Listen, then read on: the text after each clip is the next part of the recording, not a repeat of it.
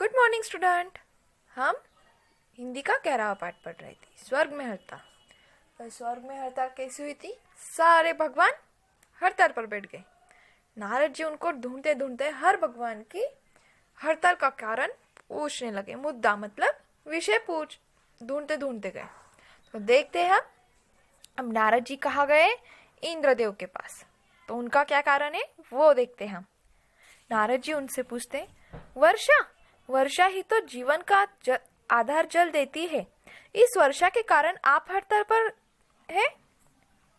नारद जी पूछते, वर्षा तो हमारा आधार है, जल देती है, मतलब जीवन का सबसे महत्वपूर्ण क्या होता है बच्चों? पानी। अगर हमने पानी नहीं पिया तो जिएंगे कैसे? इसलिए जीवन का आधार माना जाता है। तो आप इसके कारण क्यों हड़ताल पर रहे? तो इंद्रदेव क्या कहते हैं नारद जी से, वो देखते हैं। हाँ, इसी के कारण। इंद्र जी क्या कहते हैं? हाँ, इसी वर्षा के कारण तो मैं हड़ताल पर हूँ। देखते आगे क्यों हड़ताल पे है, वर्षा उनका कारण क्यों है वो देखते।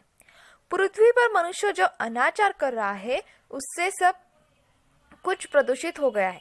प्रदूषण से आसमान की नीली छतरी में छेद हो गए।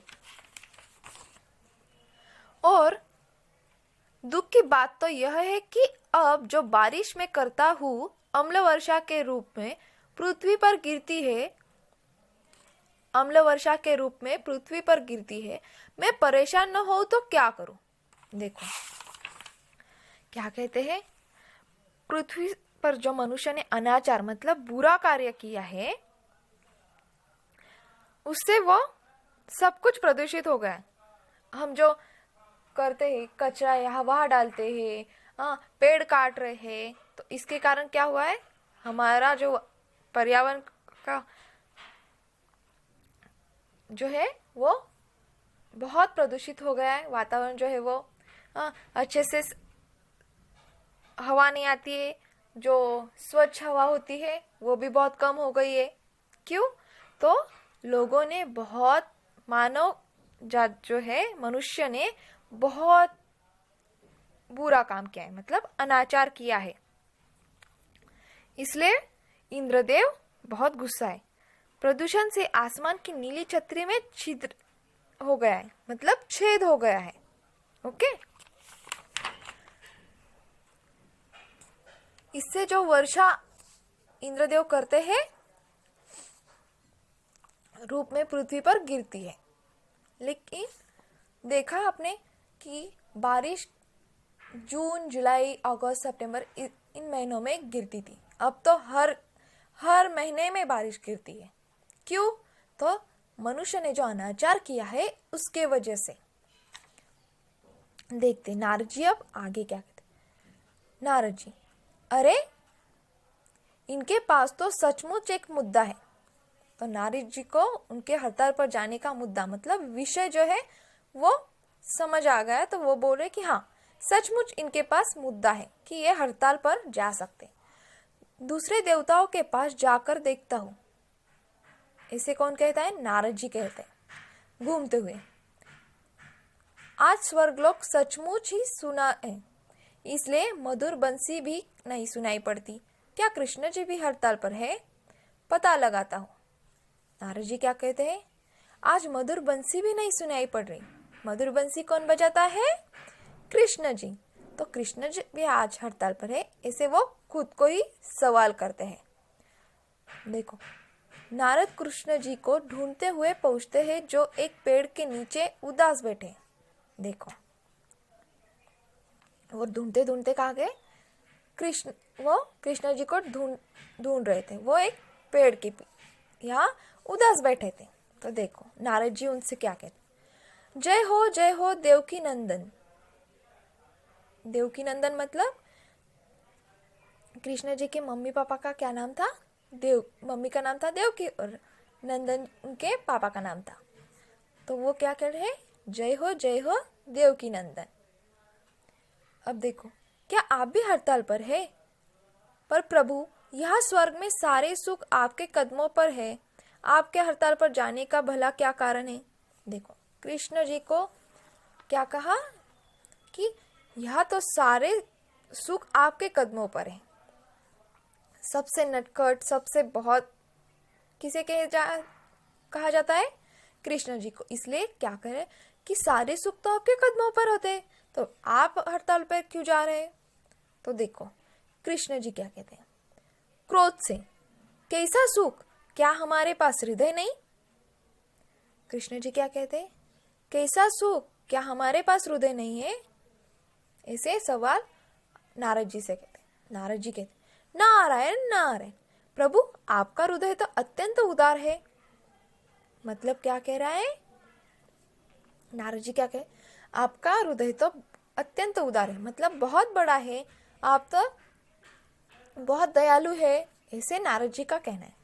कृष्ण जी गुस्से से, खाक उदार है, तभी तो मेरी प्रिय गाय पृथ्वी पर प्लास्टिक खाकर मर रही है। मानव ने तो बस हद कर दिए। प्लास्टिक की थैलियों में फल सब्जी के छिलके कूड़े करकट साथ मिलाकर फेंक देता है। बेचारी भूखी गाय प्लास्टिक की थैलियां ही खा जाती है और मौत के मुंह में समा जाती है। देखो कृष्ण जी के हड़ताल पर जाने का क्या कारण है? उनकी प्यारी गाय। कृष्ण जी को क्या पसंद है? गाय बहुत पसंद है, क्योंकि उनसे दूध मिलता है और उनसे मक्खन निकलता है, इसलिए उन्हें बहुत पसंद है। तो वो क्या कह रहे हैं कि मानव ने तो हद कर दी है। उनकी गाय क्या खा रहे? प्लास्टिक खा रही। सच में बच्चों, हम जब कूड़ा डालते हैं वो प्लास्टिक के थैले में डालते हैं और बाहर फेंक देते, वैसे ही जो गाय आती है वो प्लास्टिक खा जाती है। वो तो कचरा खाती है, जो हम सब्जी के वगैरह भर के रखते हैं उसमें, वो तो खाती, उसके साथ वो प्लास्टिक भी उनके पेट में चला, तो उससे क्या होता है, जो हमारी गाय है वो प्लास्टिक खाकर मौत के मुंह में समा जाती, मतलब उनके पेट में वो पचती नहीं, इसलिए वो मर जाती है। ओके, देखो आगे क्या होता है। नारद जी, नारायण नारायण, यह तो सचमुच में अनर्थ हो रहा है। नटवर नागर, आपके हड़ताल पर जाने का कारण भी एकदम सही। चलता हूँ नारायण नारायण।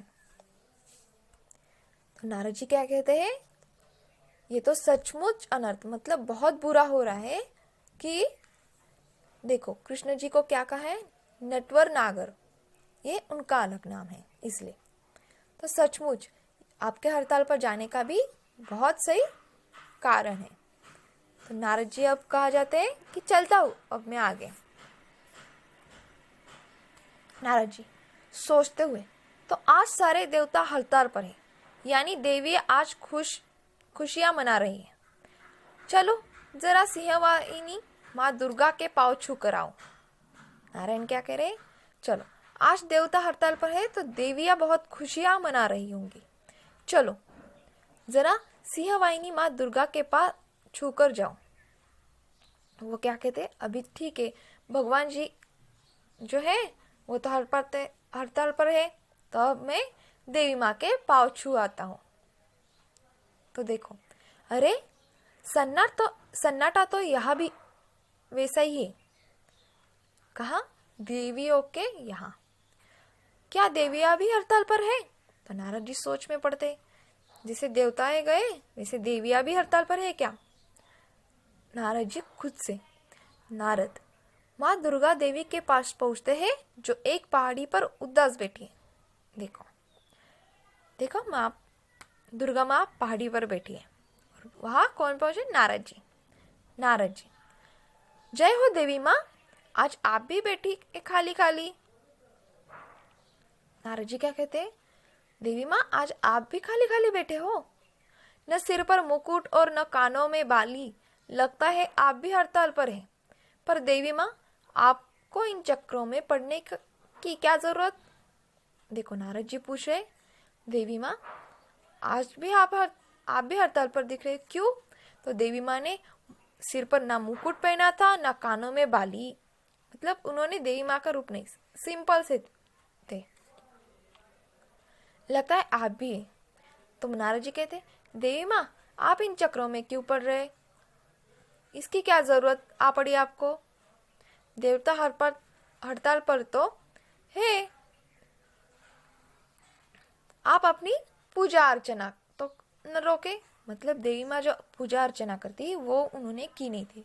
तो नारद जी कह रहे कि आप वो कर लो ना, अपनी पूजा अर्चना तो न रोके। माधुरी